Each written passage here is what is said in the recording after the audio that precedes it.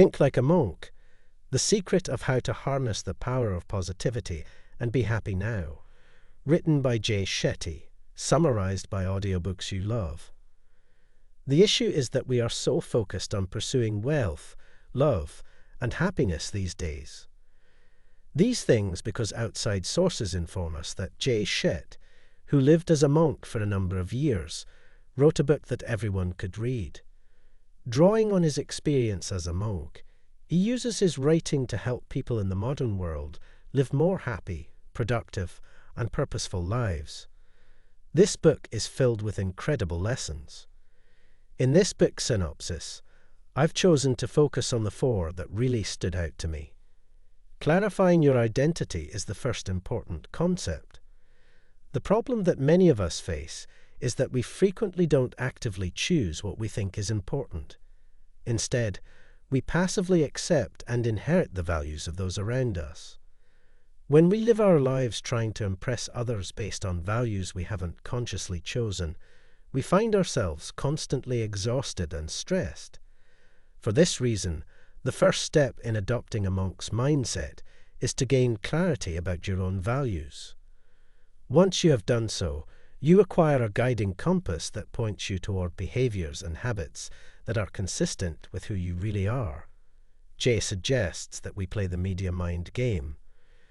List your values, determine their origins, and consider if each one really aligns with who you are at your core. Here's an example to help you visualize this. Jay advises us to embrace higher values that lead to happiness, fulfillment, and a sense of purpose instead of pursuing lower values, which can cause anxiety, depression, and suffering. It's crucial to remember that success and happiness are the results of living in accordance with our chosen values, not values in and of themselves. The book then discusses the idea of reversing negative. The author suggests a simple and fast method to halt negativity in its tracks. 1. Spot the bad vibes. 2. Pause to comprehend what it is. 3. Swaps are used to process the emotion. Since we often function on autopilot without understanding our negativity, the spot-stop-switch technique seeks to increase our self-awareness. It is important to observe the triggers that result in negative thoughts and gauge how frequently they occur.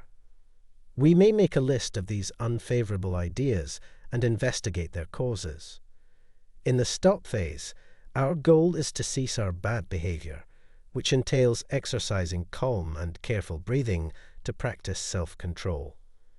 It's important to realize that when we find ourselves feeling jealous or passing judgment on others, it often mimics our own fears. Furthermore, we should constantly remind ourselves to only say things that are truthful, constructive, non-harmful, and timely. We also need to remember that habits like comparing, complaining, laning, and criticizing do not help the situation progress to the swap stage. The important thing is to replace our routine, mindless venting with considerate requests. Even happy people occasionally complain, according to research, but they do so mindfully, as opposed to those who vent mindlessly, which exacerbates their emotions. To develop mindfulness in our negativity, we can concentrate on being specific and purposeful in our expressions. By being aware of our negative thoughts, we can significantly reduce what the author calls the 3 cancers of the mind. Comparing, criticizing, and whining, the book's next major concept is that, although we've been taught that fear is always bad, it actually functions as a warning signal. How we respond to this signal determines how we use fear. Usually, fear causes one of 4 emotional reactions in people: panic, freezing, running away, or burying. Unfortunately, these reactions tend to divert us from using fear in a healthy way, so in order to use fear effectively, we should do the following. First, recognize your fear. This step is telling your fear, "I see you, and I'm here for you." Both pain and fear are emotional distressors that need attention, so by recognizing them, we give them it. Next, Rate your dread. Give your fear a number between 0 and 10, where 10 is your worst dread. This gives us a better understanding of the scenario after you've assessed the fear and identified any trends. Spend some time asking yourself, when do I feel you? This exercise promotes closeness with your concerns. Detachment from the fear is the next step after you've recognized your fear patterns and comprehended their triggers.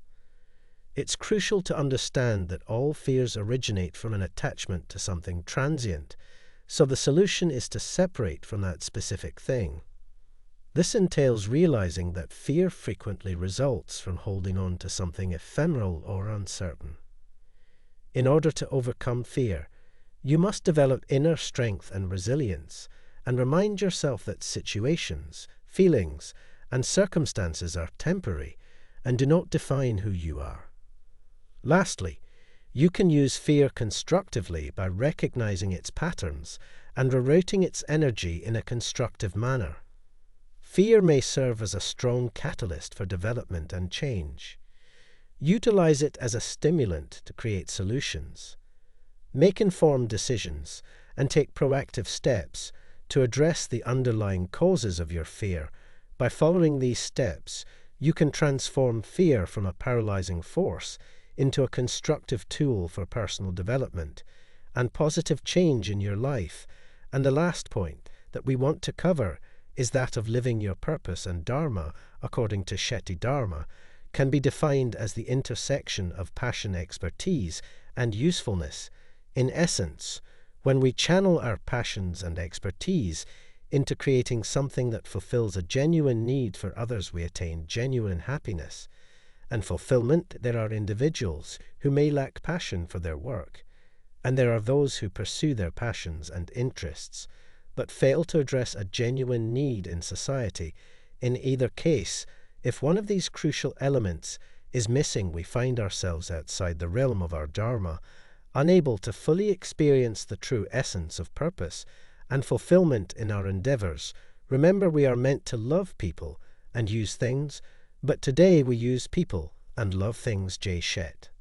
I would highly suggest getting a copy of the book yourself or listening to J. Shetty's podcast if you want to go further into this book than what I was able to offer in this synopsis, even if this video just touched on some of my favorite parts. Please like the video, subscribe to the channel for more book summaries and educational material, and leave a comment below if you liked this video and would want me to go further into the subjects discussed in the book.